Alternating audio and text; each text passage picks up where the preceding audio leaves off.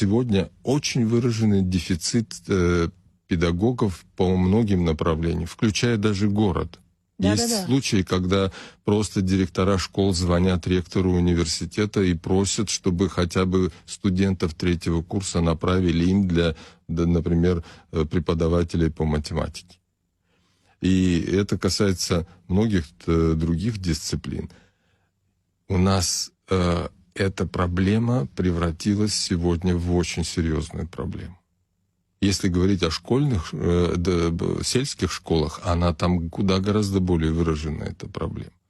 С другой стороны, университет ежегодно готовит педагогов по разным направлениям. В первую очередь тех школьных дисциплин, которые преподаются в школе.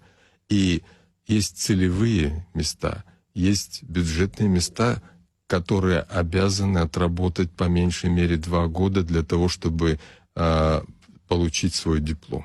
И сегодня ситуация абсолютно не укладывающаяся, может быть, в обычное представление. У нас невыданных дипломов больше 1500. Это те дети, те выпускники наши, я их детьми так называю, значит, они для нас дети все равно.